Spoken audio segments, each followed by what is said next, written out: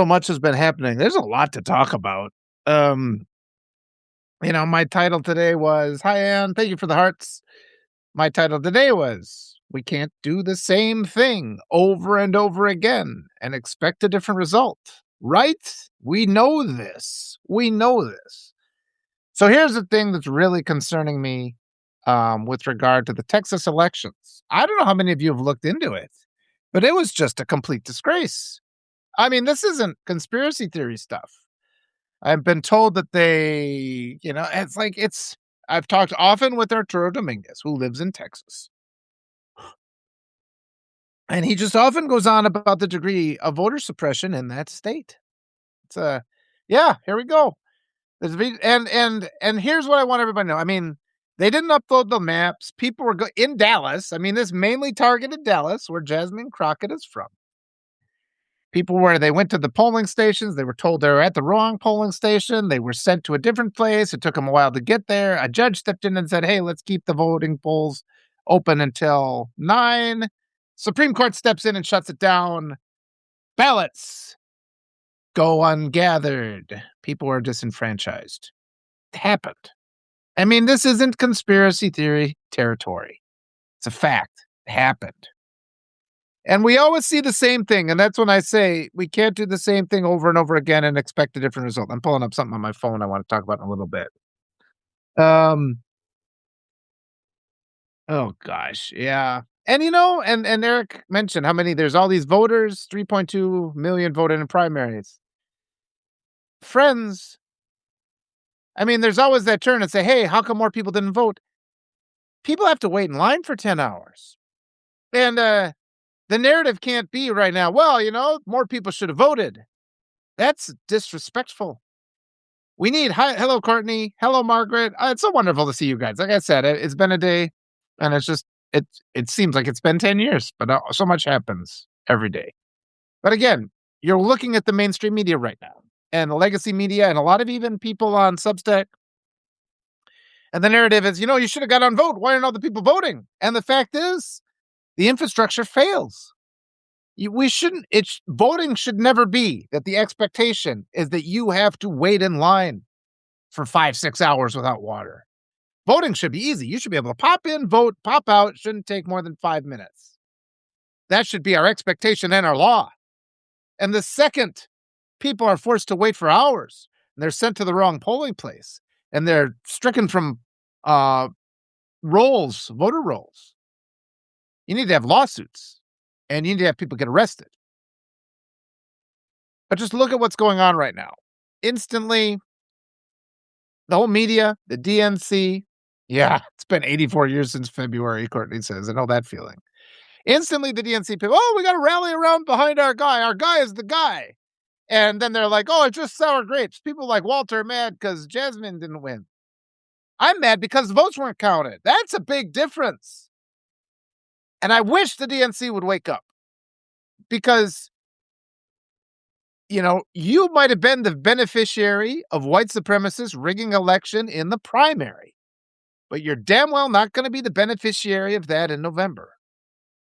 This is why it's critical. This is why we should have contested primaries.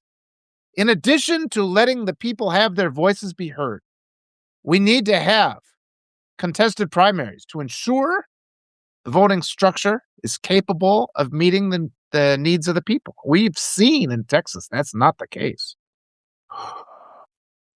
And again, this isn't a narrative. This is a thing. And I kind of get it too. I kind of get where people are a little frustrated. There's a couple reasons why people are a little frustrated. And, it's like, look, as we move forward, as we come up with different ideas to change how we do things, to make our society more fair and more just, as we do that, we're going to step on toes a little bit. We're going to step on some toes. Not everybody's going to be happy all the time.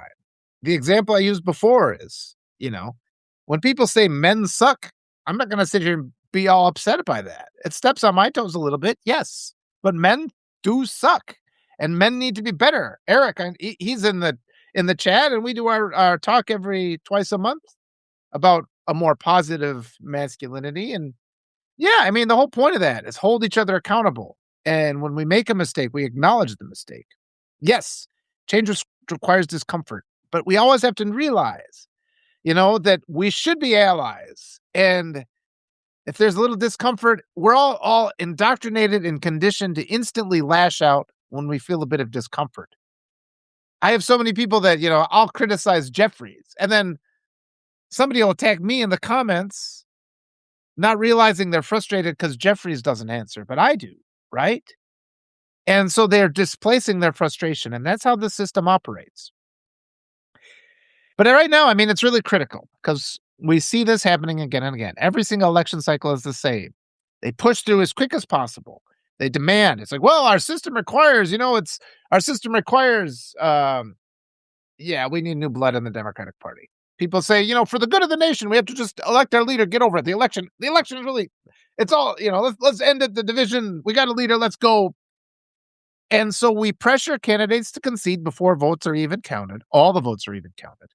We pressure them to concede even though voting places turn voters away. And we skip a major part of the process, which is election accountability, which we don't have. And then they instantly pivot to election shame. Well, why didn't they come out? Why didn't they go out and vote? These people don't respect their country. They're not out there voting. They were. They were. They came out. They were turned away. They didn't have their votes counted. Yes, Stacey, we need a new system because this ain't working. It could work. And that's where it's really frustrating. The mechanism is in place to make it work. It's like the laws are on the books. There had been talk that Jasmine Crockett was going to sue. I wish she would have, but I understand too. I mean, I feel the same pressure. I don't feel the same pressure. I feel much less pressure, but in the same family of pressure. Let's put it that way. Because I can't even comprehend what she's going through right now.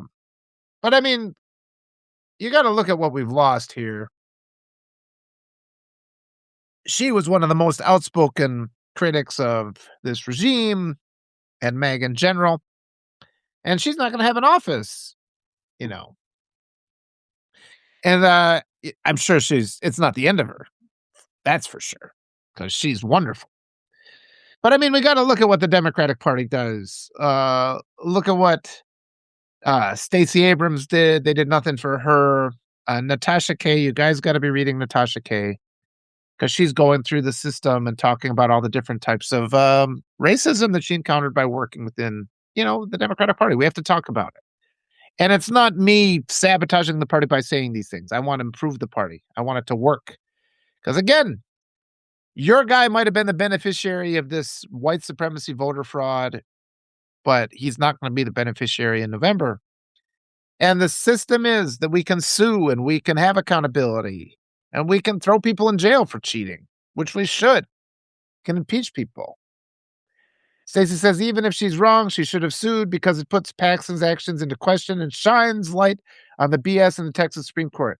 Yeah, and isn't Paxton, he's in the runoff? I mean, it's blatant voter interference. I mean, let's not pretend, because this is what we have, is we have this system where so many people on the media, they're just instantly pivoting. I was seeing, oh, there's Kat. Hi, Kat. Good to see you.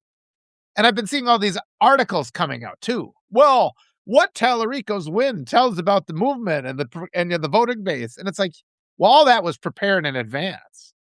And it doesn't mean anything because this was a close election. It's separated by what, 50,000 votes? So you're not allowed to make all these, spread all these ideas about instantly what the vote means when we don't even know for sure if the vote was fair. We know it wasn't, as a matter of fact, because they turned people away in Dallas. Would it have been enough to change the result? Nobody knows. People are going to sit there and say, well, it wouldn't have been. You don't know it. That's why we need accountability. That's why we need to go through. I mean, if they did things like they didn't put the districts up on the pages, there has to be accountability. Yeah. And it's just like and if we did these audits, I mean, now going forward, we just need to do those audits. We just have to make that part of the system. And me talking about it right now is part of that process. All of us need to talk about it. Thanks for the hearts, Margaret. And let's just keep talking about it and we can normalize it. I mean, right now, but I mean, like yesterday, and I saw, I see people and I know that it's hard. You're taking the hit of that loss. And I was on a lot of different talks. Yeah, they cheat. The Republicans cheat. Every single Republican cheats. You cannot trust them. They get into office, they start handling these elections, they rig them.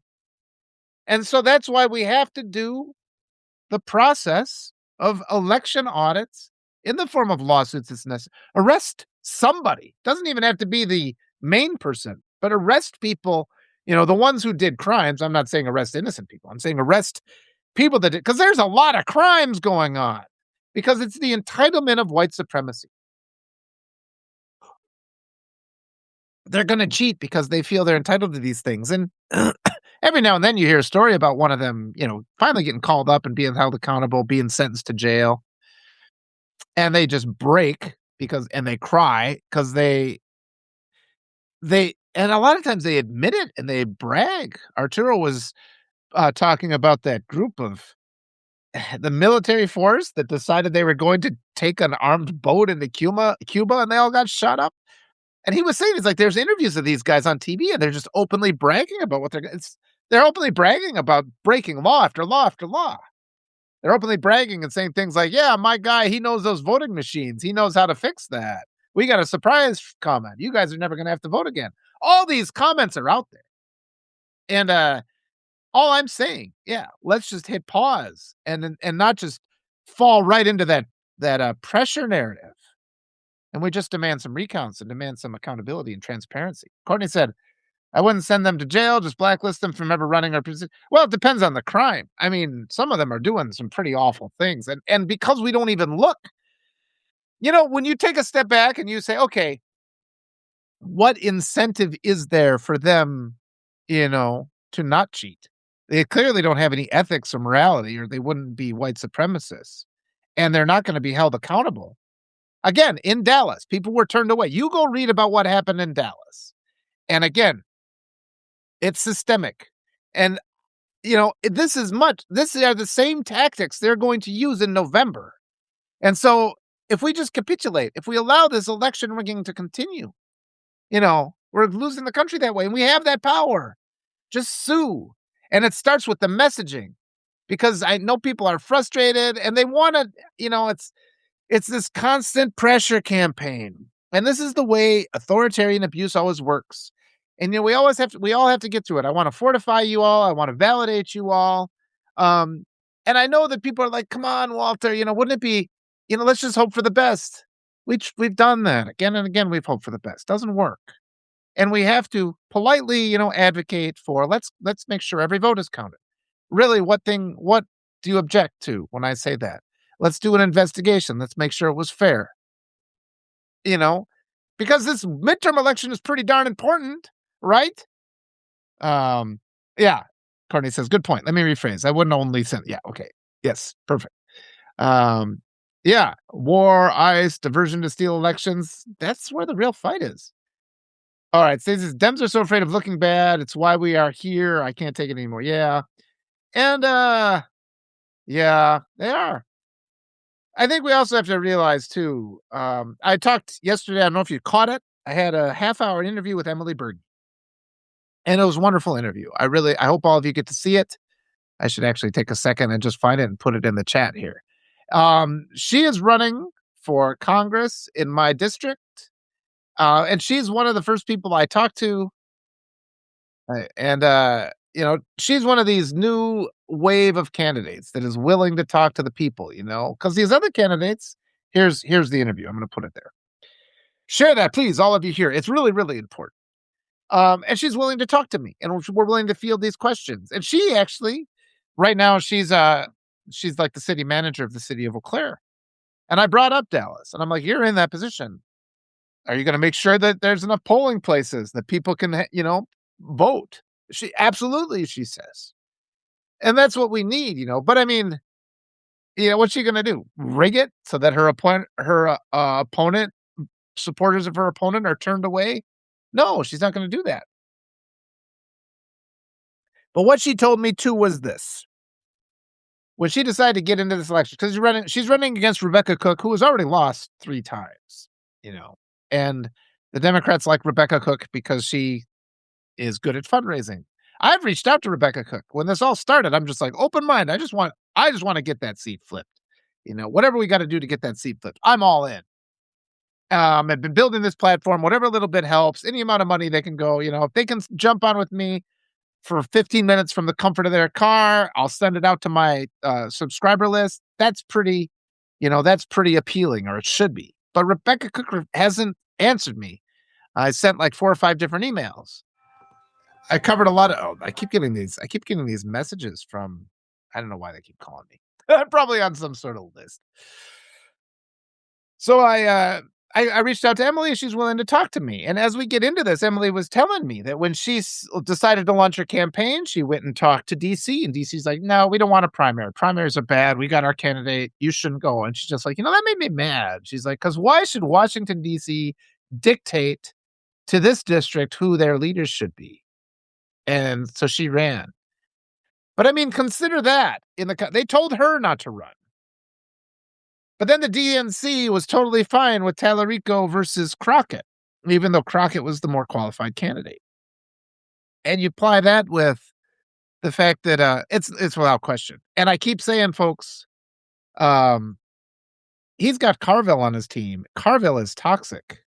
James Carville, go look up for yourself some of the things that James Carville has said. I keep calling him an 1850s Democrat. People like Natasha Kaye talk to me about him. He drives away the black community. He's openly awful. He's not a good person to have. And the DNC has to be unapologetically anti-racist. It's not a good look when they deliberately tell Emily Berge, "Oh, you can't run." And then they turn around and they are perfectly happy to have Tallarico take on Crockett, who got the redistricting kicked her out of her district. And I mean, she's one of the up and comers in the Democratic Party. They should be celebrating her. Democrats didn't celebrate her. They don't celebrate Stacey Abrams. They never talk about them. They don't celebrate Kamala Harris, and they didn't stand up for her either. I think she won. I think Kamala Harris won that in 2024, and I think we should all be really mad about the fact that we've had that stolen. We should be really mad about all the people that have died because Blue MAGA, as I call them, the racist group within the Democrats, allowed that to be stolen. Neurodivergent said, a major red flag is his repeat appearances. Yeah, Bill Maher. Maher is rotten. I intensely dislike Bill Maher. And I mean, if Tallarico's not willing to denounce people like James Carville, then he's not what he pretends to be. He's just not. And there have been I haven't seen these statements that he's made. I haven't seen evidence, but there's some rumors of some pretty racist things that Tallarico has said. So he should stand down and actually, combine that, because what we're going to see now is the Democrats are going to pressure the black voters who supported Crockett, even though nobody stood up to ensure their votes were counted. And so it just repeats again and again. And Tallarico's probably going to lose because the Democrats aren't doing anything to ensure voter protection in Texas. It's going to require some lawsuits. It's going to require some action. You can't just be like, "Oh, hum, it's fine." And this whole narrative about how, don't erode faith in our elections. Let's restore faith in our elections. It's weird that the Democrats keep saying that. And then they come out and they say things like, "Walter, if you erode faith in our elections, it's going to mean people are going to stay home." And it's like, that's not been the case with the Republicans. All they've done for the last 10 years, 15 years is claim everything was rigged. It hasn't stopped them from going out and voting. Except, of course, probably the elections are completely rigged and no Republicans have voted. We need to stand up for election integrity. We have to stop skipping. We have to stop skipping from election day to concession to rally around the candidate. It's got to be election day, verify the vote, rally around the candidate. Have some respect for the voters. Because Carville's one of those guys too. He is quick to blame. The second somebody loses, they say these racist things like black people can't get elected. The Democrats seem to think, there's a white supremacy establishment that has rigged all these votes. And so in order for us to win, we got to run candidates that white supremacists might vote for and won't try as hard to cheat. It doesn't make any sense what they're doing. Yeah. I mean, but I wanna talk a little bit too, because yesterday I had a couple of weird attacks. It was enough I had enough going on that I really couldn't spend that much time about it on it, but I had a couple kinda new attacks. One of the things I wrote is, "There's a new bot out there. Come with me if you wanna live," you know? And we're in that era, we've got these they're harder and harder to spot, and I've seen malicious AI before. But yesterday was the first day I got hit by a guy, and he seemed to have a real profile, and he had 17,000 followers. He actually jumped in the chat the other day, and I was just saying on Tuesday, because I was saying, you got to denounce James Carville. I mean, look, that's just, and he kept deflecting from that. I was having some chats with this guy. I wasn't quite sure. It felt like I was dealing with something kind of new. So I'm being targeted by something kind of new, and I can tell. I mean, over the last 4 or 5 days, I've had so many different attacks, really kind of weird attacks. But this guy's been restacking my comments, and one of the things that makes me think is I probably am going to have to, because I've been doing my notes. I should probably do my notes in a video format like this, where at least people can kind of see me.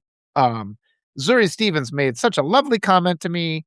I was talking with her about Gavin Newsom and how we just don't feel he feels authentic, and especially when he refuses to stand up for transgender people. If you're willing to sacrifice anybody, you're already out. That's just instantly out. He doesn't want to tax billionaires. He platforms awful people. So as far as I'm concerned, Gavin Newsom is awful. He's just off. And and Zuri was sitting there saying, he's just inauthentic. And I started talking to him like, well, it's like I don't ever expect anybody to take me as face value. I'm willing to admit when I'm wrong. Please challenge me. Let me know when I get out. And she just was like, stop. He's like, she was very, very kind. She's like, you're very authentic. She said that to me, and I was really appreciative of that. And that's not, but even saying this now, it's not, that's this moment.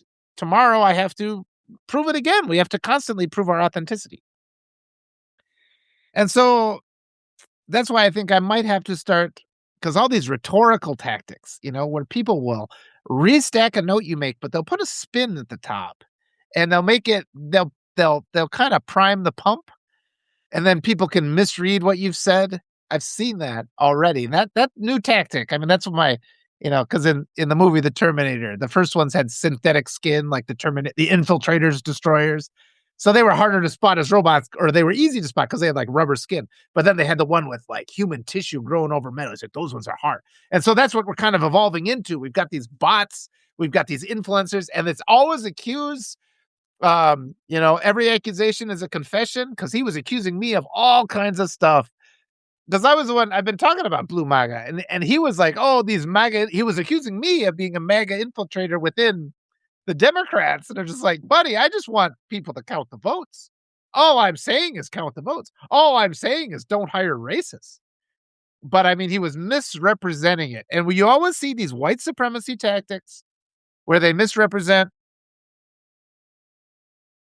because white supremacists know everybody hates them, and it's almost getting to the point. I mean, I was feeling a little frustrated yesterday, but once you peel back, hi June and July, hi all you wonderful people, as you peel back all the kind of tactics they're using, you become more familiar with them.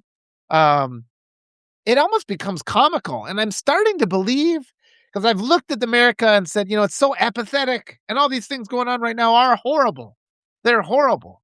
The concentration camps, the abuses, the abductions, the murders of innocent school children, the attacks on foreign nation, the attacks on our cities, all those things are horrible. But and I've talked about with Arturo for 50 years, everybody said, we're just supposed to ignore white supremacists. And maybe there's just a deeply rooted understanding that they're just doomed to fail. There's just no way they're going to succeed. Um, and we're seeing it. I mean, this administration fired all the competent people in the military, and now they're crashing planes together. They're crashing their boats. Even the $1 trillion they spent on the military, it makes it this. He's dismantled the power of the U.S. military through raw incompetence. They're absurd. And maybe there's just a deeply rooted understanding that this is just destined to fail. I think we got to accelerate it. I'm kind of glancing at the comments. I've been a little bit, preoccupied with all the things, but yeah, I'm always happy to read your comments as they come in, so please continue to share those. But yeah, this guy who wrote me yesterday, yeah, asking Ukraine for help. The amount of money that's gonna be spent on this attack in Iran, the billions, it's gonna cost billions of dollars, and the billions of dollars that went to ICE, and the billions of dollars that went everywhere. I wanna mention, though, this guy I blocked, his name he was on the chat the other day, his name is Stephen Lawrence, R. Rabbit. I'd asked a question, I was just like, "Okay, maybe I could talk to this guy." I was thinking about inviting him to a live to see if I could, convince him or make him understand where I'm coming from. And, I'm just like, "Will you denounce James Carville?" And he writes, "I'm sorry that you declined to help a quality black candidate with another diversion." And that was his comments. I'm like, "Okay, this guy's done." I blocked him, you know? And I just, and I was looking at some of his videos too, because some of his videos hi, Daedra. I saw his videos, and he did not seem like an authentic person, and that's why it would have been kinda interesting for me to talk to him. The tactics they use are these, these rhetorical tactics, these deceitful things when he's accusing me again. Oh, the only thing I do is help the black as many black candidates as that's where our salvation is, we've seen it. So for him to accuse me of that, hi, Howard, him to accuse me of that was just, all right, this guy's and yeah, but I think I gotta be more careful. I think it has to be video stuff because this guy I thought I couldn't identify who it was, but there was a guy in one video, and he seemed kinda creepy, and I think that was him. So watch out for that guy. The name that yeah, I'll leave it at that. Daedra says, "I agree there's no way to succeed. I do think it's incumbent on us to accelerate, though. White supremacy has caused so much harm." And yes, and I was reflecting this morning, I was talking with Bob Dana because right now, I mean, you know, everything now is I am so tired. I've never been so my mind is just constantly rolling. I was up this morning at like 3:30. I had to get up and write some articles because so many things, and a lot of it, I'll blame Daedra because we had such a compelling conversation yesterday. And part of this process, as I was saying before, we're gonna step on each other's toes a little bit, but there's just not time right now. We have to take some hits and roll with it and look for problems and move forward because exactly what Daedra says, there's so much urgency. And if we're not validating elections in the primaries, they are just going to roll over and steal the midterms, folks. They will. So we have to stop this DNC push narrative of election security. We know it's not safe. We know it's not secure. We know white supremacists cheat. If we wouldn't teach U.S. history like it's the Epstein files, we would see that all throughout the history of this country, white supremacists have tried to steal every single election. They always tried to steal power.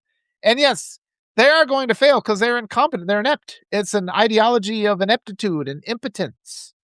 But, I mean, these white supremacists are so pathetic. Like, the one fundamental thing about their ideology is they can't have other people have, like, knowledge on them or power over them or have seen their weakness. And that's why these conservative men are so terrified. They're so sexually frustrated. Because if you're not able to have like a fair, you know, romantic sexual relationship with somebody where you are vulnerable, if you're incapable of that, it turns them into these child abusers. It becomes this rape culture. Because if that's why these conservatives are so afraid of strong women. And they can't have and yet they're frustrated and they sexualize people. So I mean, it's very dangerous, though. I mean, I know they're going to fail. And like Daedra says, we do have to accelerate. We have to save as many lives as possible because it's an ideology of genocide. And that's what we need to be talking about, not have people bickering with me because I'm saying we really do need to do an election audit. We have to ensure every vote is counted. We have to catch the frauds now in the primaries to prevent the theft of the general election. Yeah, Eric. We're already 38 trillion in debt. Yeah, and who has that money? The top 1% does. You look at I looked it up one time. Like the net worth of the top 1% is like the same as the national debt. And it's because we just hand over billions of dollars to these evil people. Even as they sit there and say there's fraud in education and there's fraud in health programs, every accusation is a confession. All you have to do is listen to them. Everything they say is a confession of what they're doing. And we just have to get through though. But the DNC is just not helping us. The DNC is just content to take them seriously, and they are more inclined to rouse themselves to silence people like Jasmine Crockett. And then I'm not in that class, but they tried to silence me too because I got hit by so many bot comments, new bots. Like I must have leveled up because they're sending like the more advanced ones that present themselves more as human that almost kind of entice me into a conversation with them. But I think I've got them figured out now. All right. Colleen said, I agree that Tyler Rico needs to make it clear that he is for diversity and against any big money in politics. He doesn't remind, his style reminds me of Mr. Rogers. I'm not reminded of Mr. Rogers by him at all because he hasn't denounced James Carville. If you've got James Carville on your team, that makes you a bad person. That's just, there's no getting around that. He could use that model to speak out for the people and opposed to division. He does appear to be genuinely distant. Not if he has James Carville on his team. I mean, we can't get around. We can't just deny that. Go and read some of the things James Carville has said. James Carville is an awful person. And for Tallarico to support him, I've written to the Tallarico campaign multiple times. I said, look, I would like to support you, but you need to get rid of James Carville because that's going to drive away a lot of people because a lot of the things that Carville says, in my opinion, are openly racist, and that undermines absolutely everything. All we need is one thing. I mean, we're also hopeful, though, and I understand this, too. People just want it to be easier. They don't want it to be as hard as I'm suggesting that it is. Friends, it's this hard. It is this hard. And we're not going to get anywhere. If we continue to do the same thing over and over again, we're going to continue to lose. We have to do things differently.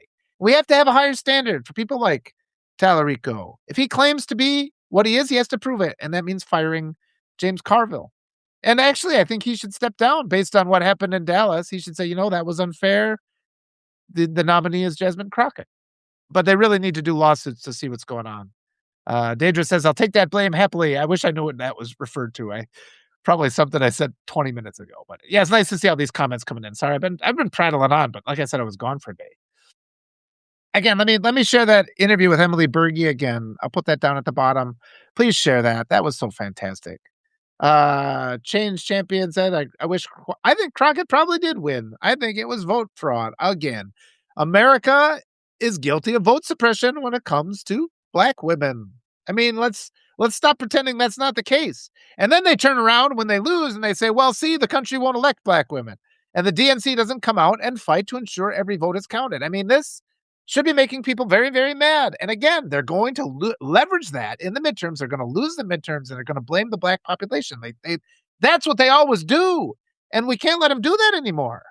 And I mean, I think so much of this is so many of the people I talk to, because I talk to a lot of white people who have never once talked to anybody in the Black community. And they get that. And I talk about this often, how you talk to people in the white community, you talk about racism and they just gloss over. They refuse to engage. So a lot of what I try to do is just open up the minds of white people to the realities of what's going on here. And I mean, it's easy if you're in a blue city, in a blue state, and you're just like, well, it can't be as bad as Walter says. It is this bad. As a blue voice in a red state, the blue voices in blue states need to listen to me. But I often get the lectures, and you get the lectures from the elites, the blue MAGA and the party, that just want to say like, oh, you're causing division. I'm just saying count the votes. What's divisive about saying let's count the votes? You guys make an appearance of going out and fight for us. Use it. Accuse the other side. They did things, that Paxton, they did things that were unethical. Don't just roll it. Well, let's just not even say it. Say it. And if you say that, if you show your fight, because what other conclusion can we come to than the idea that the DNC did not want Jasmine Crockett to win, and they did not want Kamala Harris to win. There's a lot of evidence that points to that. And people then get frustrated and they accuse me of being divisive because it's really painful to accept this reality, that maybe the DNC is sabotaging our Black candidates. But then you talk to people like Natasha Kaye, who has worked within the party, and she says, from an insider's perspective, that's kind of what she saw. It's not going to go away. And again, all we've done in the past is try to have it go away, brush it off. Judith, good morning. And that doesn't help. Courtney says, sounds like they could use some education on we do need You know what happens, though, and we came up with this yesterday. I was talking about this with Will after my wonderful conversation with Daedra. is how in the white communities, in these whites I've been writing a lot about how white supremacy is indoctrinated into children. They target children, and it's through child abuse. We have normalized child abuse in the United States of America, and it's considered our culture. It's our tradition. Melissa Corrigan shared a book about how in the Appalachian Mountains they raised sometimes. There was this written by this kid who was raised like a dog, like chained to the bed. They threw food at him, and I didn't have to endure anything like that. But I've said before, I grew up in a house my parents built, a log cabin that they built. They cut down logs and stacked them together, and that's where we lived. You are not going to meet other people like that, likely in your lifetime. And what happens is developing your integrity requires it's a developmental process. You are born. I mean, when I held my babies, I knew that they were pure. There was a seed of greatness, but it also has to be cultivated. There's a seed of decency and kindness and compassion. And deliberately and by design, in rural white communities, that seed of compassion is murdered in kids. And that's what we call our venerated traditions and customs. And this is why, I mean, I wanted to mention this in the movie The Help. I don't know if you've seen the movie The Help. Viola Davis she's the caretaker of some children. And one of the things she does is she sees there's a scene early on where she comes in, she sees the baby's been laying in her urine all night long because the mother didn't bother to change the diaper. And she's just like, the baby was just crying. And there's like a rash, and it's horrible. And she's just like, this is the humanity of this. And she cleans up the baby and it's like, can you please? And the mom's like, well, yeah, that's your job. And then she's always telling the kids, you're loved, you're wonderful, you're good. And it's because, she knew that in these white communities, they are just, and it's that cycle of abuse. People aren't making this deliberate choice to be cruel, but they've had their integrity and their compassion taken out of them at a young age. And it's our culture. It's America. It's white rural American culture. You know, they have things like 4-H, where 4-H, you raise a pig. You love the pig, and then you take it to be slaughtered. I mean, there's cruelty like this.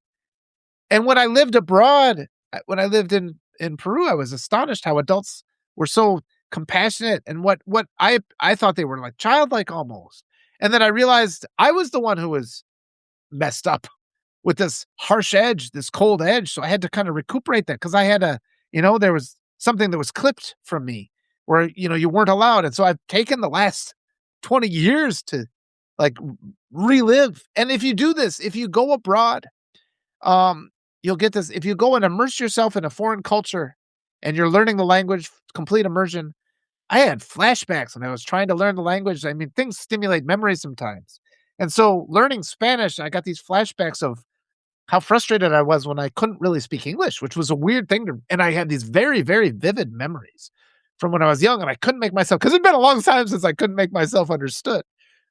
And I was able to kind of relive those things, and I was kind of able to overwrite that kind of abuse conditioning. So I want people to just know about this. And we have to be mindful of it. We have to do something about it. And so much of American culture is, let's just pretend these things aren't happening. Let's look away. We can't afford to anymore, friends. I'm sorry. And I know it's going to cause cognitive dissonance, and I know it's going to cause stress, but we have to recognize we're up against this mountain of corruption. It's a mountain. And every little fight is important. Every vote has to be counted. We have to fight for every vote. That has to be our idea going forward, because the white supremacists will steal this election. And we can't allow Blue MAGA, the DNC, which opposes giving power to Black women and Black candidates or candidates of any oppressed and marginalized group. And we can't just act like, oh, let's just submit to their authority, that comply or goodbye, which is the slogan, the effective slogan of the Democratic Party. They want to have Big Tent. They'll say to me, we can't work unless we have people we disagree with. And it's like, well, I disagree with you. Work with me. Nope, you're out. You're too divisive. Like just the constant hypocrisy. We've seen it. And let me just help you work through it. I know, people are probably frustrated with me. And I mean, you're frustrated too because of the election. It's not really me you're frustrated with. You're frustrated because of the injustice. So don't shoot the messenger, please. We'll continue to work through this. And I'm not going to be the one that ultimately causes the division to make these elections get lost. Let's put it in that context too. That frustration gets misplaced. It's not me. It's the establishment. That's the problem. All right, let me read through these comments. I wish couldn't run. Sounds like they use so much. Yep, intelligent masculinity. Good morning, Walter, says Judith. I said hi already. Every accusation is a confession, and the more you just remind yourself of that every time, especially when you feel frustrated. Yep. DNC is more of the same. Blue Mega. There are good ones though, and Bob Dana, I was talking to him about the progressive promise yesterday, and he was talking about the number of progressives that are in office right now, and it's more than have ever been. I think there's 100. If we get another 30 or 40, we can start having some really big movement there. Um, there was a post. I haven't verified this, but there was a post that the House, did they shoot down the vote to release the sexual misconduct accusations of the House? Somebody verify that, please. I mean, just knowing which ones voted in favor of releasing that is important to know. These are the ones you should support.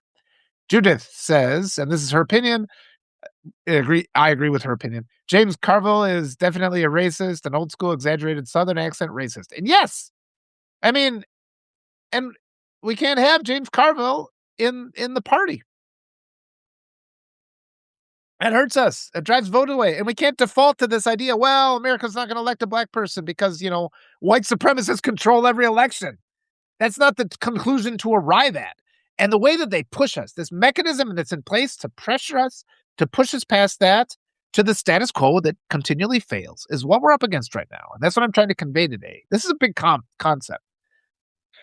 Hello, Elizabeth. Neurodivergent said he is openly a lot of bigotries. The DNC needs to shed these pricks or become irrelevant. Yes. And I mean, we can't, losing Jasmine Crockett, I mean, having her not in a seat of power is tragic. But you've not seen the end of Jasmine Crockett. She's wonderful. She's got my support for anything she needs to do.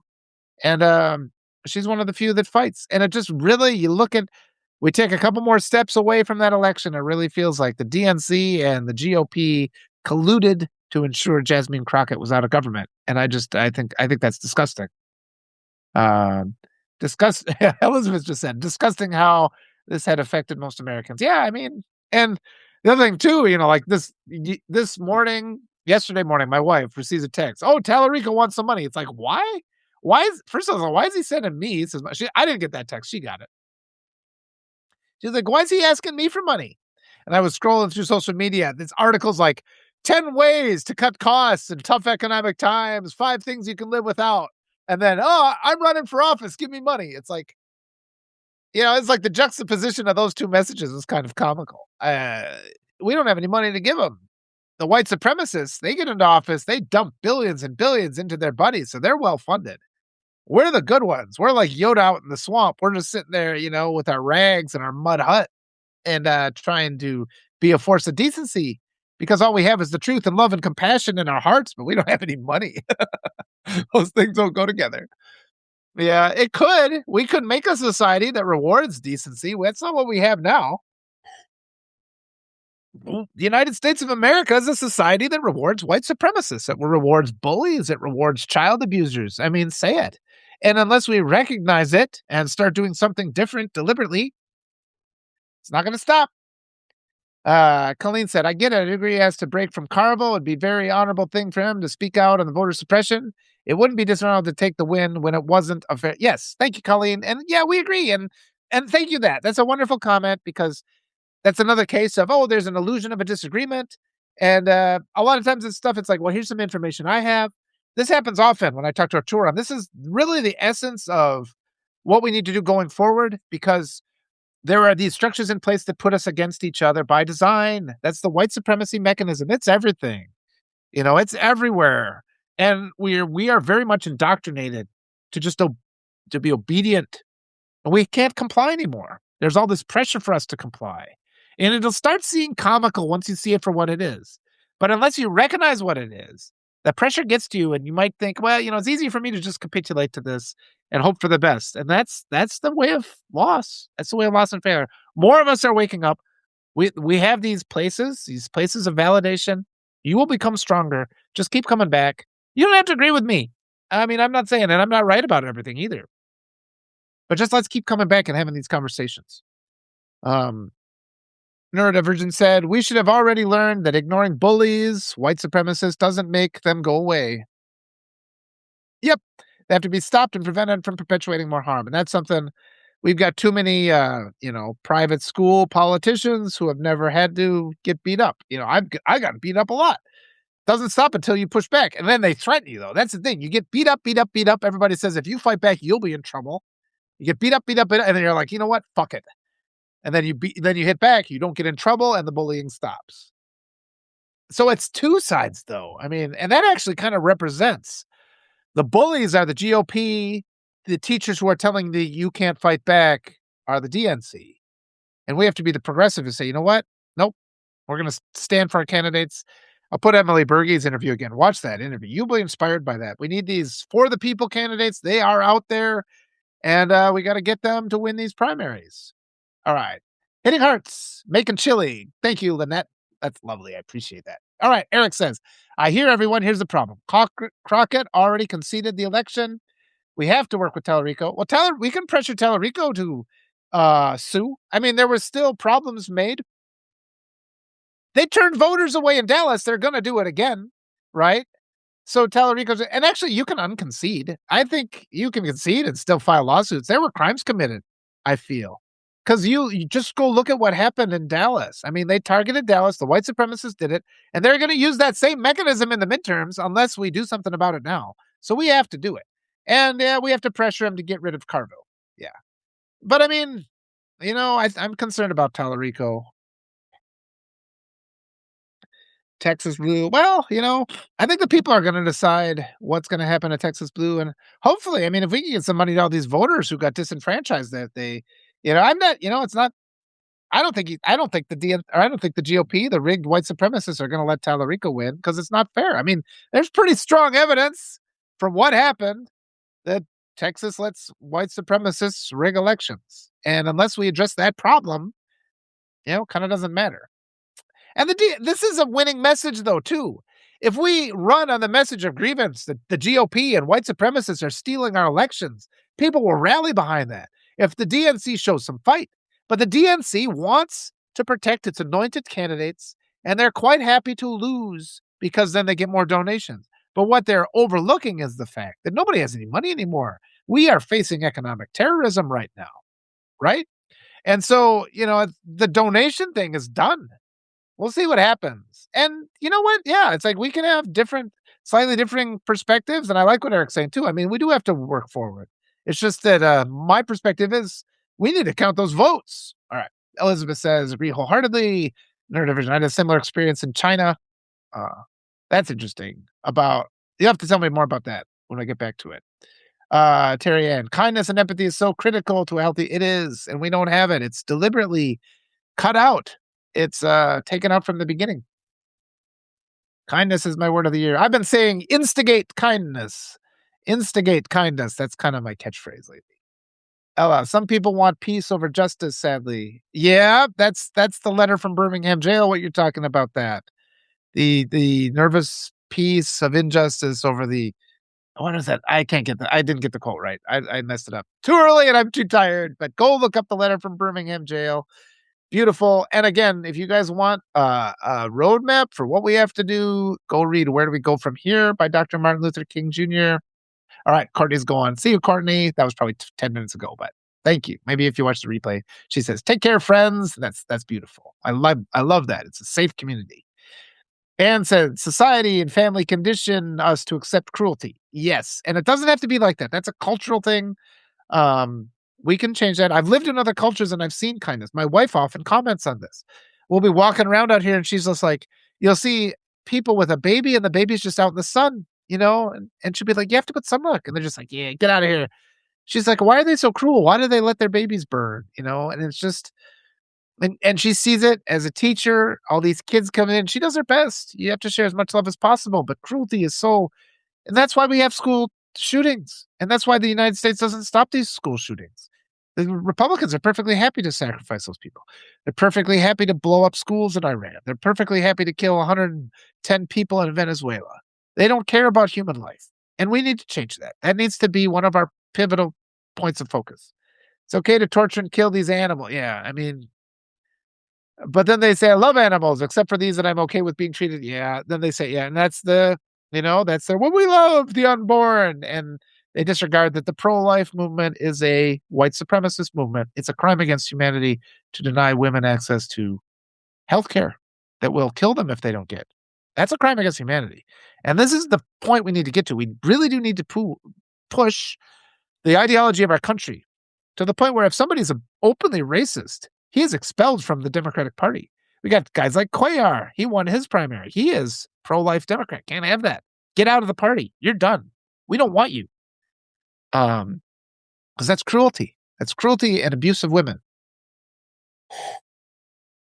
Deputy AG Eric says, I don't know if we're talking about Texas still, but we'll get back to that.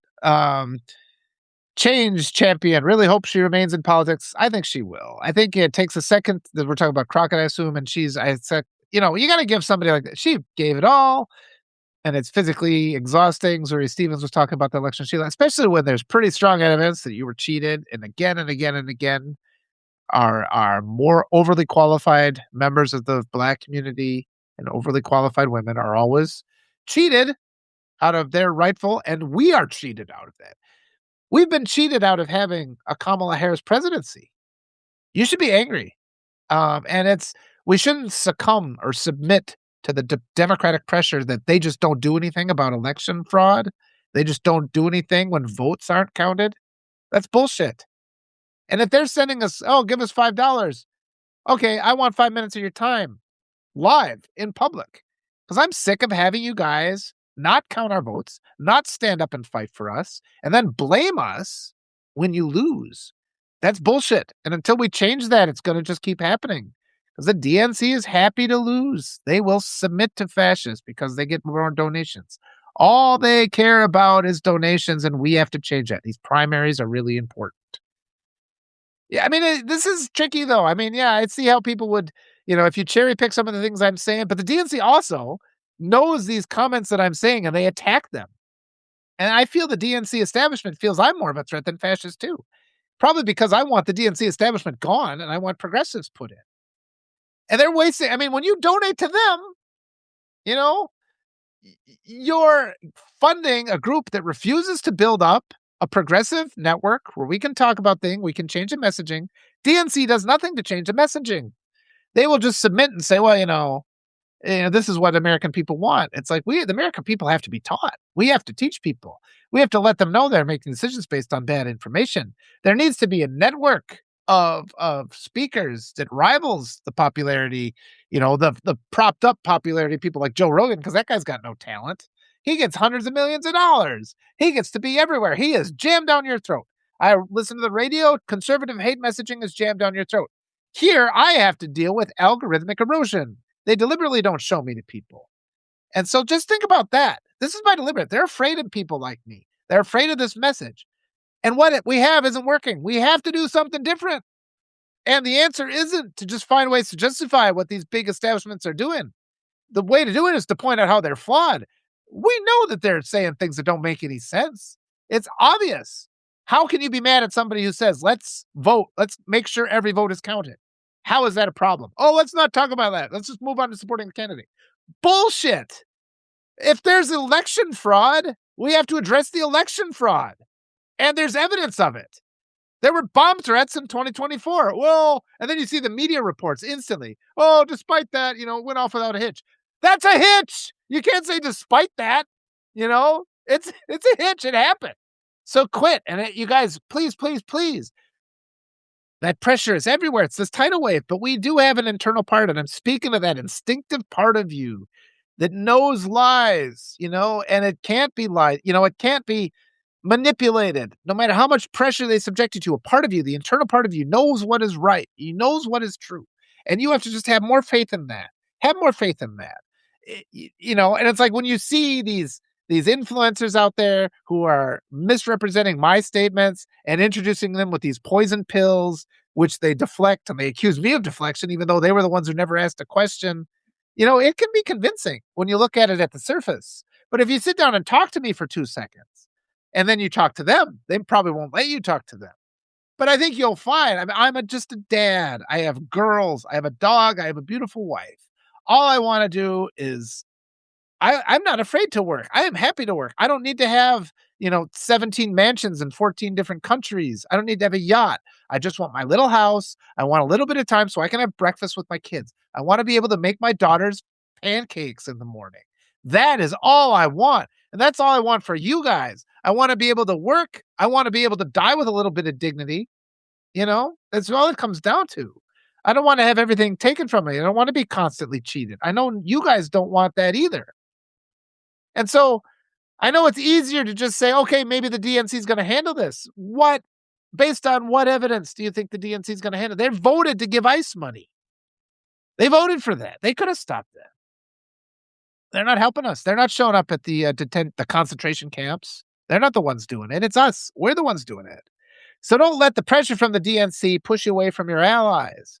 And just understand, I'm trying really hard here, but I am going to step on toes a little bit. And I try to be good. And if I say something that makes somebody upset, let's talk it through, okay?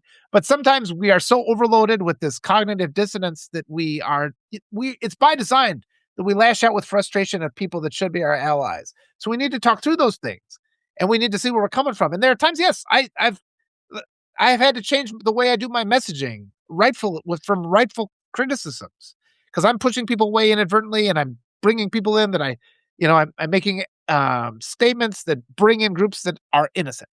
And so, okay, great. Thank you. Thank you for explaining that to me. I will deliberately change my messaging. It takes a little bit of time because I'm old and I have to program my thinking, but I do better on it. And I require all you guys to call me out on those things. So thank you. Thank you. Yeah, she'll remain in. A big conversation. Lynette says, is a big conversation. I am independent.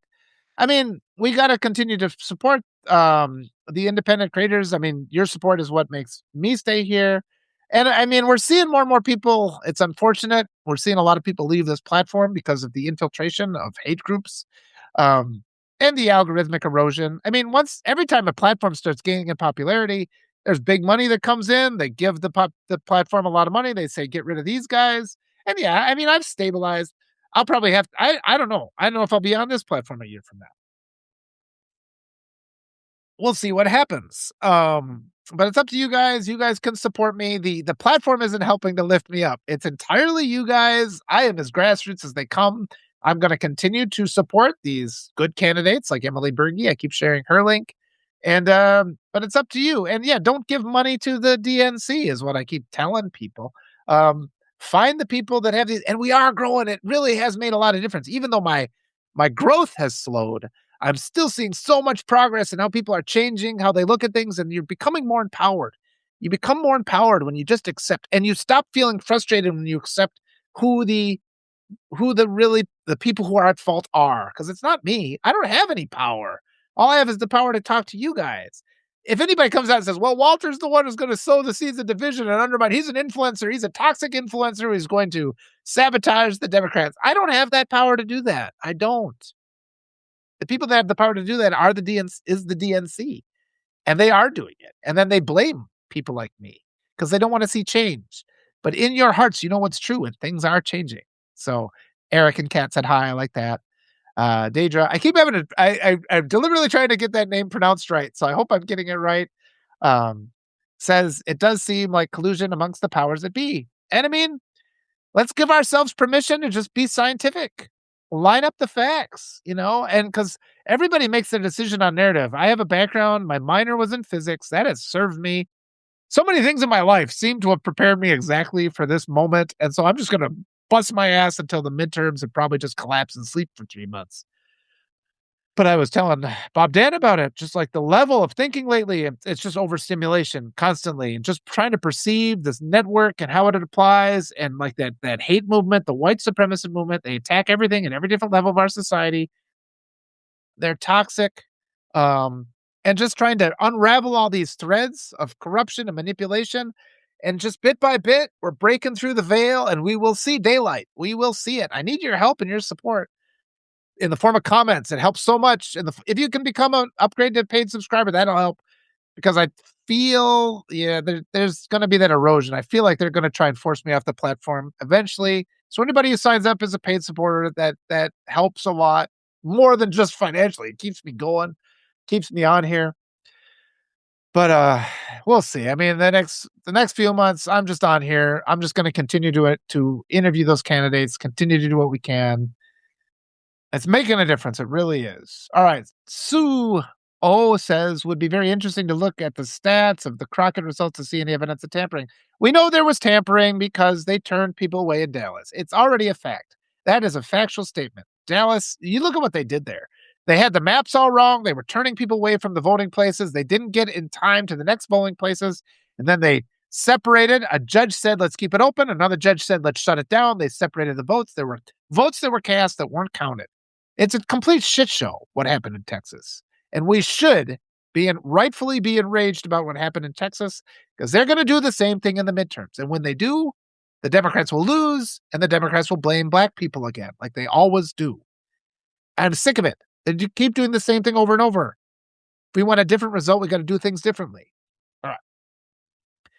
Yeah, Lynette, they actually do. Lynette says, "Does MAGA think they are the good ones?" Then they do, and this is an important thing. I don't have time to get into that really today, but having grown up in a conservative community, the brainwashing of white supremacists instills in them this belief that they are on the side of truth and justice. They have a whole set of boundaries. It's really complex. I would love to talk about this more. I get often dismissed though, because anybody like me who is a blue voice who survived a red area, people who grew up in blue districts and they live in blue cities now, they're inclined to dismiss me because when I tell you how complex this is, they're just like, that can't possibly be the case. I have walked that long path. Again, I grew up in a rural conservative area in a house my parents built. I had no support whatsoever from rational thinkers. It was this constant pressure campaign to be this evil white supremacist like everybody turns out to be. And I survived that. And the two critical things was that I left the country and lived in Peru for 10 years. And the other critical thing was having my daughters. That's what helped me kind of recuperate my mind. But and I've always my essential self has always been compassionate. And it's not like I've gone through life being just this awful, awful person. I did do a period where I accounted. I went through a period of accountability. I was calling up people that I knew where I thought I might have hurt. And most of them, they're just like, we don't know what you're talking about. But it's stuff that's weighed on me. And I think it's important to do that. I think accountability is really important. But I mean, everybody has those things. There's people I could have been nicer to. There's things that I said that came off harsh, and I didn't mean to be harsh. And I can remember that people wince at things that I said, and it's like, I didn't mean to say that. So all that needs to be fixed. But all that is a consequence of this hate conditioning that people get in these rural communities.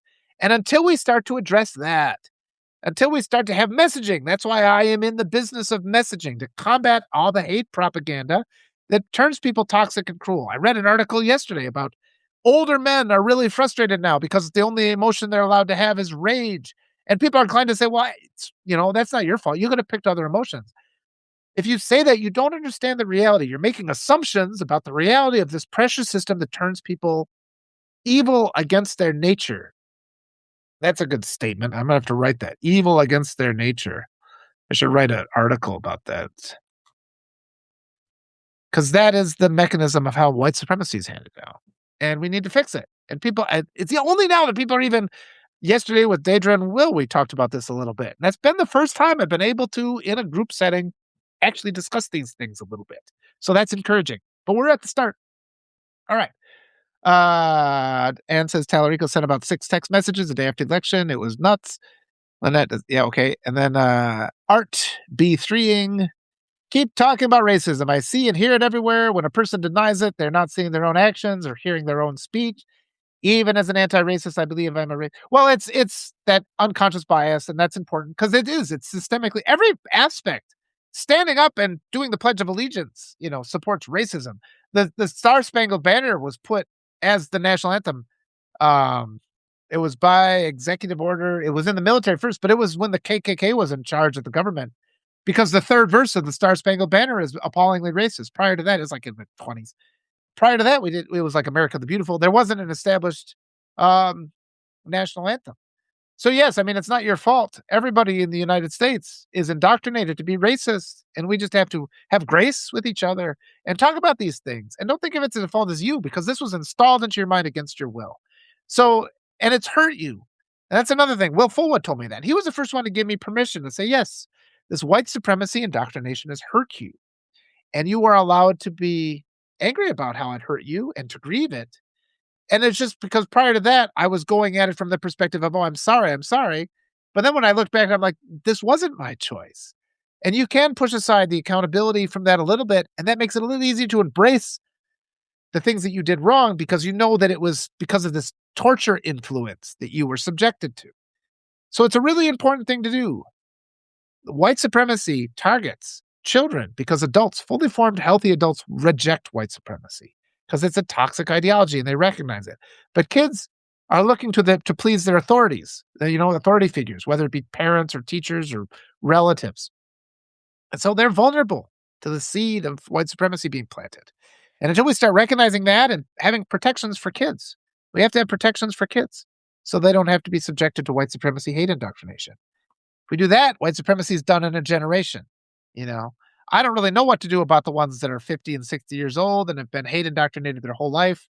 I want to have my first focus be the kids because that's our easiest access. And then everywhere along the line in between that, adolescence, people are being influenced by Joe Rogan. People that are a little bit older, influenced by the fact that they have a horrible boss. There's all these different points of influence we can approach. If we just forgive student loans and we have more money for people, the more we're not subjected to economic terrorism, the more we kill white supremacy. The more we emphasize education, the more we kill white supremacy. Curiosity, diversity, all these things are toxic to white supremacy. Stop spending money on the military, spend it on our people. We kill white supremacy. And right now, it's a full court press of white supremacy, and it's a failure of an ideology. It is going to fail. This isn't going to succeed no matter what they do. But what the critical thing right now is how many lives we can save as we defeat it, because a lot of people are dying. It wasn't Tallarico, it was the DNC. Eric says, yeah, but Tallarico, I don't know. I'm concerned. The fact that Carville is still in his party makes me really concerned about Tallarico. And I would like him. I have questions for him. If he wants to come on and talk to me, I'd be happy to talk to him, you know? And then he could prove it to me. But I don't trust people that slap the Bible that much. I think that's not appropriate because the Bible is not a on the tree of Christianity has many branches. There's Protestants, Lutherans, Roman Catholics, and then there's Christian nationalists. They think of themselves as Christian nationalists. They think of themselves as warriors of God. The rest of the world thinks of them as white supremacists. It is a rotten branch on the tree of Christianity. It's a defilement of the ideology. So that needs to be addressed too. And I would like, if Tallarico comes out and proves it to me, I will, but I'm not going to take it on face value. I need to see it. And actually, I've seen more red flags than good things about him at this point. So I just want to see it. I'm just asking to see it. I'd be willing to change my perspective if he fires Carville and he does a couple other things. But right now, I don't think he's a very good person. I think he's going to be a Fetterman. I think he's going to be a dino. I think he's going to vote for Republican interests, but we'll see. I'd be happy to be proven wrong. Kat says, Lynette, I always wondered if Nazis thought they were the bad guys. They probably thought they were not the bad guys. Yeah, we should talk about that more, how it actually works. And I haven't explored that in a while. Maybe you'd be a person to explore with. Because I remember that mindset. I remember being indoctrinated with this conservative hate ideology. That's back when I developed trauma asthma. I couldn't breathe because my, instinctive self rejected this. I couldn't eat. I had this hyperactive gag. I couldn't eat at school. I was so thin I had to wear suspenders. So my body was tormented by this as they tried to impose on me this absurd argument about how they were the good guys, even though they again and again committed acts of evil. But one example is spare the rod and spoil the child, So they convince themselves that they have to inflict pain for the greater good because it'll save pain in the future. And there's a lot of arguments like that white supremacists and cruel people use. We can talk about that more. I don't like exploring it. I don't like sending my brain back to that awful, awful headspace. But I think we do need to recognize it and know it, because that's why if you push a little bit on these white supremacists, they crumble. If you challenge that, they create these internal boundaries. There's stuff they just don't see. And because within that, they feel like they're decent. But when the walls start, that's why when they have narcissistic collapse, when the walls come down, they have to recognize. You remember the never ending story? You go into the mirror that shows your true self, and wise men find that they are fools, and kind men find that they are cruel. That's white supremacy. And if you're a decent person who has rejected white supremacy, you can look into the mirror that reflects your true self and not run away clawing out your eyes for what you've seen, the horror of what you've seen. But these white supremacists, they do have that. And then, it's that identity death because if you challenge them to accept the false things that they believe to protect their own sense of decency, they lash out, they fight back. And that's why they are willing to cheat in every election, because the consequences of going to jail are not as bad as the consequences of having to face their true inner evil. That's important. I hope you're taking notes, Kat. Then we can talk about that again. That's an important thing we should talk about some more. If she's still here. Yep, and Eric, the DNC is all about the money, and it's so frustrating. And then they don't go, because they could easily, once they get into power, they could fund education. We can get a president be like, you know what, guess what? We're going to give all teachers a $500,000 bonus this year and just put it on the debt. They never do that. But then we get then we get Republicans in, and it's $170 billion to ICE and a $200 billion war and money everywhere, and all these evil people that have never done anything, and all the good, decent, hardworking people like you and me and all the wonderful people here in the chat. We're always, facing economic terrorism again. Hello, Evelyn Bourne. Good morning, everyone. Yep. And Eric says they're afraid of progressive left populists. That's because they do not. They want to maintain their power structure, and that's more important to them than working for the American people. And we have to. That's blue MAGA. That's blue MAGA in a nutshell. They'd much prefer to have fascists in charge than to surrender their power. We got to just recognize that's what's going on. Because doing the same thing over and again and expecting a different result isn't going to work. Neurodivergent said I got in trouble for fighting back, except with my parents, but I did fight back. Well, you have to fight back. The only thing you can do is fight back. And you know what? You got to survive. People can't sit there and tell you just have to die. Fight back. We don't have to just lay down and die. We don't have to submit and comply. We can demand decency because we're powerful. And you know what? Until you stand up and seize your power, you don't know how powerful you are. They're afraid of us. This is a terror. This regime is terrified. Everything they do is weakness and fear. And the second you recalibrate your thinking to recognize that, you'll start feeling a lot better. I'm Miranda. Good morning. I'm so tired of white supremacists. Yep, I am so tired of white supremacists too. And we are going to defeat them. We're not going to allow them to persist, and we are not going to allow them to indoctrinate our children. Lynette says, do you want Tallarico to use money to fight in courts or fight reps? The number one thing I want to see somebody do is a lawsuit to defend the votes that weren't counted in Dallas. I would love to see Tallarico say, hey, I don't take your concession. Let's make sure all the votes are counted. Let's dismantle this mechanism of vote suppression that the GOP put in place. Let's hold them all accountable, and let's see who actually won. And then we'll go from there. That would be integrity. And if he did that, he would have me as a loyal supporter to the end of his days. But if you're just going to sit there and push the DNC, the blue MAG idea, we got to get behind the candidate now, just forget about the things that happened in the election. Nope. No support ever. Eric says Texas has always been racist. Yep, it always has been. That's why we need lawsuits, and that's why we need to fight. Yeah, unless you're white Christian evangelical. And we have to fight against that. We can't accept it. And we have to recognize that's the case, and we can't do the same old thing and just say, okay, well, I guess, we just couldn't get it. No. I just don't like Tallarico at all because of this association with Carville. I mean, I can't convey enough. You have a guy like Carville on your team, you're dead to me. He is walking to, I think he's a saboteur. I think he's a Republican. I think he hurts people with his statements. I think he poisons the whole message. And he's got it easy because all he has to do is kind of I have to do all the heavy lifting because the establishment is this evil mechanism of brainwashing. So all he has to say is, that's the way it's always been. That's the way it's always been. He can just make these and instantly dismiss me and laugh at me when you're sitting there trying to be like the guy who says, hey, let's talk about, you're introducing a new concept, continental drift. Maybe there's a thing called, it's hard to get people to believe, and that's a fact. Or we talked about the other day, Ignaz Semmelweis with washing your hands. There's germs. Let's wash our hands. More babies survive. And you get mocked because you're outside of the system trying to bring truth. So there's so much more heavy lifting for me, and it's so easy for them to dismiss a person like me or ridicule me or misrepresent what I'm saying because they've got the entire normalized structure. That everybody is walking around with all these assumptions that because they've held these assumptions for 50 years, they think they're facts, but they're lies. And that's a real important thing to understand. When you believe a lie for a long enough time, it becomes really hard to force yourself to recognize that it's a lie. And this is a difficult, challenging process. So I applaud you all again for being here. This is what I've been trying to do every day. This is why my brain is so hot all the time, trying to work through these things. And it's a lot of self-recrimination. And I hope you guys see it and recognize that. When I make a mistake, I acknowledge it. Because there's a lot of things I get wrong all the time. That wonderful comment before about our unconscious biases. We have to work through them. And then we can't be too hard on ourselves once we recognize one, because that was installed without our consent and against our will and without our knowledge. So when we see them, then we move forward and we do better. So that's the process.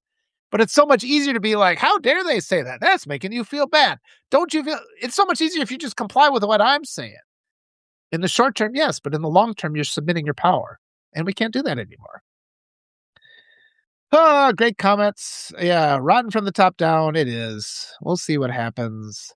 Um, well, you know what? Because yeah, I mean, Lynette, that we have to have we have to have access to reproductive health care, otherwise women die. Well, and what you're saying is that, because I would prefer that, yeah, every woman was able to have a safe situation, and they had prenatal care and they had all these other things and they had enough money and they didn't have an abusive husband. And there's so many things we can do, and if we just talk about, planning and access to contraception so people can make a choice, all those things. It's like, yeah, you would prefer that every conception is got the best chance. And that's how we work, but we don't restrict. We don't make it illegal for a woman who is dying from an ectopic pregnancy to get the procedure that would save her life and leave all of her children as orphans. So yeah, that's exactly what Lynette said in that comment there. So I agree with you, Lynette. But the word the phrase pro-life is it's got some bad things attached to it. Miranda says, "You aren't old." Well, I'm old enough. And it took me a long time, when I was 20, and you're kind of coming into yourself as a person, you're trying to figure, it's easy to doubt, it's easy to submit to the authority figures that tell you lies.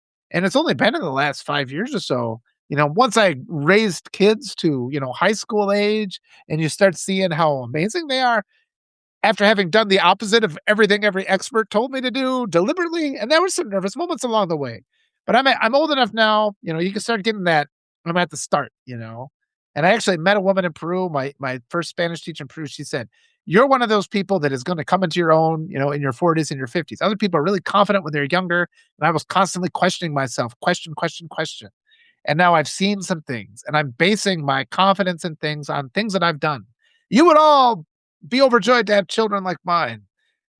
You would all, and just the relationships and things I've had is so beautiful. And I want to share those things as much as possible.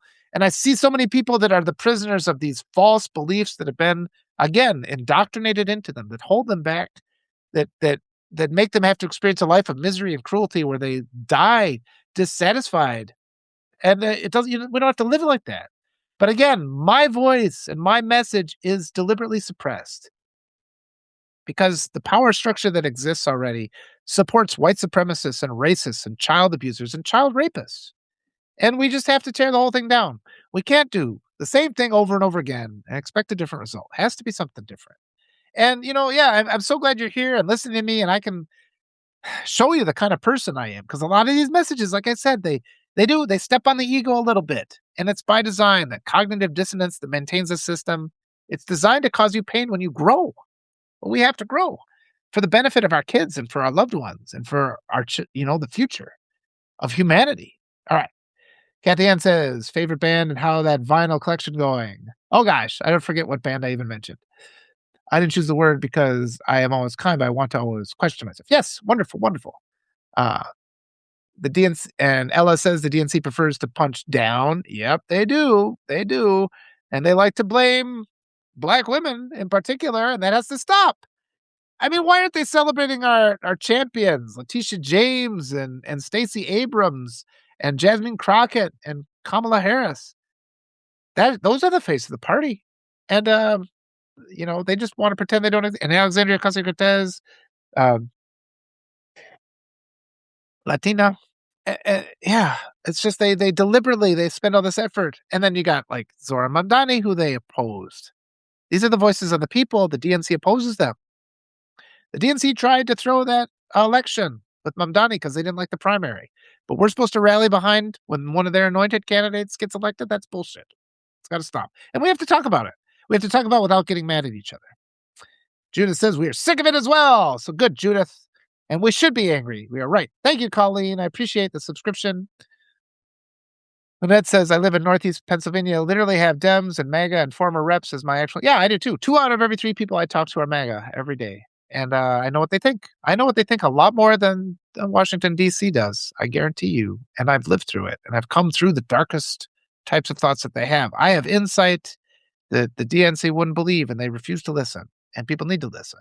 And I appreciate conversations with you wonderful people to help pull out that insight and understand it better and to keep me protected, because I prefer to have this mindset of kindness. I don't like to revisit that awful, awful time in my life, of abuse, and mistreatment where they try to make you an agent of their abuse. I don't like that. But we have to defeat it. We have to understand it and dismantle it. Neurodivergent said, are you familiar with Monty Mader?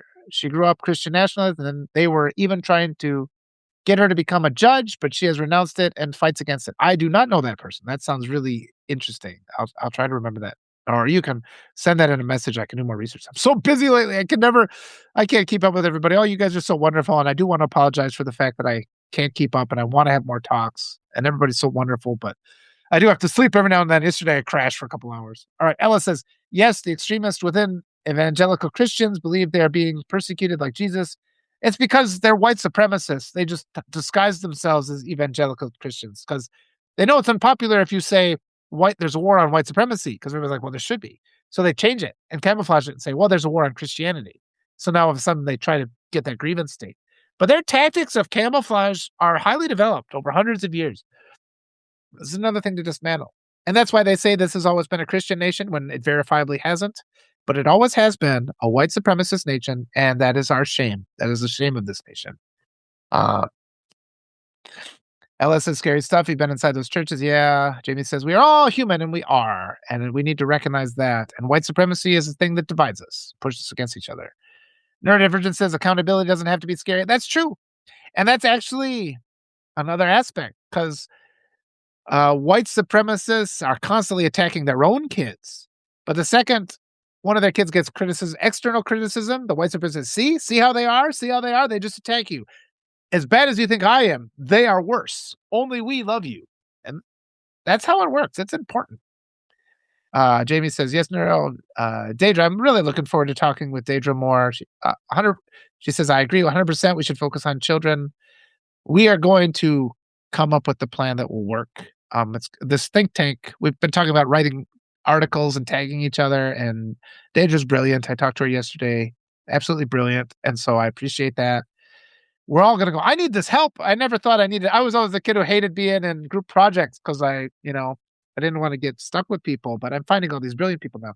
I do have another talk at 10, so I'm going to kind of quick scroll through the comments here and take a drink of coffee or something with some honey so I can talk again. So let me go through here. Judith says, I'm glad I live in New York City. Yeah, growing up in Michigan.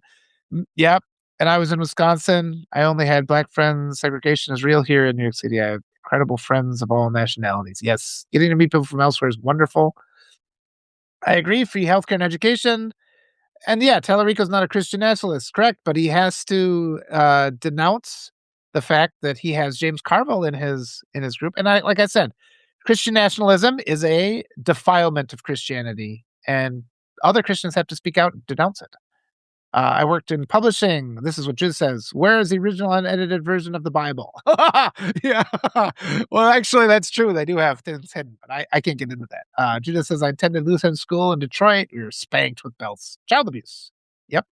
Jamie says, this war is genocide of our own military without enough munitions, and there's genocide by ICE. They're rounding up Roman Catholics. Every immigrant is a Roman Catholic. The people coming up from South America are. So this is a religious war. Republicans are waging a religious war against Christians right now. And it's the detention centers are concentration camps. And people are dying all over the world right now. I mean, this has got to end. What if white supremacy and narcissism they're pretty equivalent. Jamie says, they told generals to tell soldiers he was anointed by God. Yep. So we're in trouble. White supremacy equals narcissism. Absolutely. Lefty Prof says, Tallarico did express concerns about the fuckery. We don't know what conversations took place. Yeah, but there's performative stuff and then there's real action. And I'm no longer accepting any kind of promises or performative statement. I need to see the action. So until he does that, I've got just got my boundaries. I got my boundaries for what he has to do for me to trust him. He hasn't met that yet. He might have met that for other people. That doesn't mean I'm going to hate those other people, but I'm not going to stop saying the things that I don't like. Um, Yep, I know. Whatever made I wish Jasmine was still in it. I'm reserving judgment on Tallarico. I've seen what I've seen. I've seen what I've seen to know that he's not. I mean, having James Carville in his party makes him a bad person. That's for me. That's I can't concede on that point.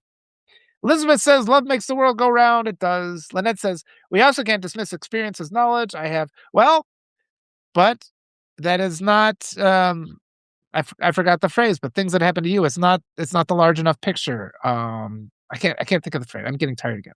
I have family people that literally only know one black family, and they see black and brown people on TV being depicted as criminals. I don't let them up there ever, but they don't have experience. Yep. Okay. Very good. We do have to fight again, and that's why inclusion is so important. Representation is so important, and having those conversations like you're having, Minette. So I applaud you for having that conversation. Thank you. Galileo, neurodivergent says, Jamie says our whole election was fixed. They wouldn't even release maintenance logs. Yep. And they promised to on the, yeah. And the DNC just rolls over. It's so offensive. Lefty says, I didn't know there was fuckery with voting machines. Jamie, go read what This Will Hold says. I mean, they're hiding it. And the oligarch-owned media doesn't allow us to discuss these things. We have every right to discuss it. Jamie says we need to unite and forgive people brainwashed by the media and government, but we also have to work against that, Jamie. But you're right. We can't just submit to what they say. We have to constantly fight, and you have to draw a line in stone, a dry line in stone, like Nick says. Jamie says, "Get your self-esteem back by fighting this regime. Viva democracy!" Don't write any more comments, please. I'm running out of time here, so I'm trying to get through these all. Viva democracy says, "How is the GOP responsible for the process failure in Texas voting?" They're absolutely responsible for it because they're in charge of everything down there.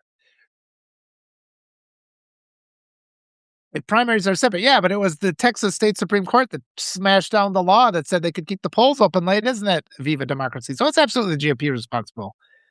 Absolutely was deliberate. Judith says, Black women, we are used to no respect. And I do. We have to respect and listen to Black women. Respect and listen to Black women, please.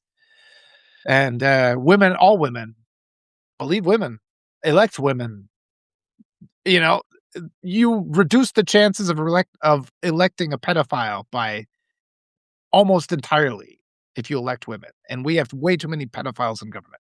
Gloria says, did anyone ever think they were adopted because they're so different from the rest? I have, but I don't think that's the case. Judith says, a white woman couldn't survive a week of being a Black woman. That's probably true. And Gloria says, sorry for the typo, that's okay. Okay, we're good. We're down to the end. Lefty Prof. I was the teacher who assigned the group projects. Well, maybe you had a better group, but the people I was with, I have a story about that with my daughter where she got done with a group project and the teacher was like, oh, this group did really well. And my daughter goes, excuse me, the group? It was me. I did well. This group didn't do anything. And the teacher was like, oh, way to speak up for yourself. And I think that's important too. Neurodivergent says lefty white supremacy relies on narcissism. Yep. It's all related. It's a big thing. White supremacy is a big problem.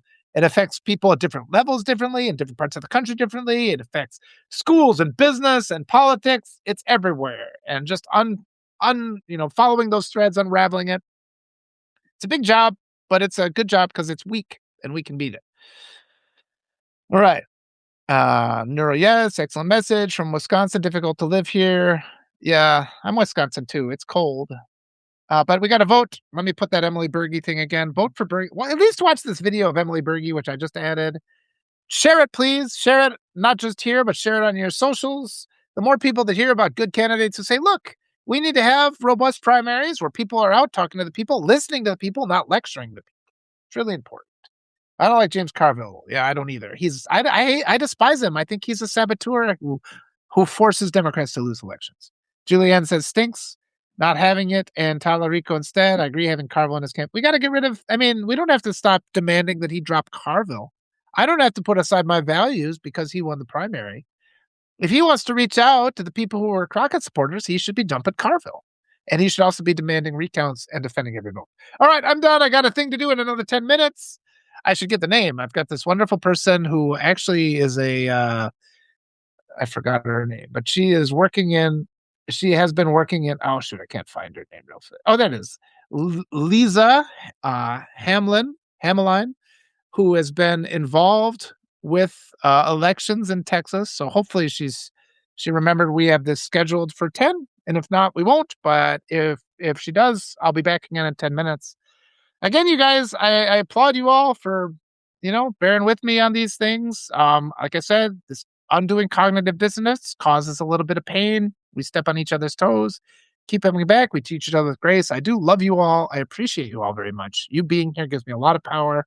Again, people like me, people like Arturo and Shane and Nick, we're all the target of algorithmic erosion. They want to suppress us because this is fighting back for the people.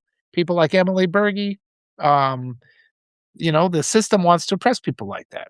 They don't want this message out there. And this message works. If you listen to me, you'll have better relationships with your kids, with your loved ones, with your partner. Everything in your life will be better, and we'll continue to talk. And thanks, Lynette, for all your wonderful comments too. And yeah, we can push back and forth and we can ask people questions. We don't have to always just immediately agree. And we can go forward, overlapping only this much. We don't have to be 100% in agreement, but we can respect each other. We're all approaching the problem from different sides of the pyramid. We see things differently. We have diverse perspectives. Everything you do is valuable, every little bit. It's all enough. Everybody does what they can. So try to put aside the frustration, find your community, move forward, support each other. Your support for me means the world. Yeah, and please, if you can upgrade to becoming a paid, I have those tiers where you can do it for as little as $20 a year.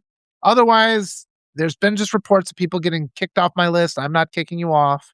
People get kicked off because it's just part of the algorithmic erosion. People like me, they deliberately steal our platforms. So everything you can do to help, keep spreading the word. We'll have more power. We are going to win this because white supremacy is doomed to fail. It's destined to fail. And we have to increase our activism, increase our boldness, be unapologetically people of integrity. We have to instigate kindness, and we'll all rise together. All right, I'll leave it for now. Again, love you guys. I missed you yesterday, but I'll be back. Try to be back again tomorrow. We'll see you 10 minutes from now, maybe. All right. Bye-bye. Have a good day.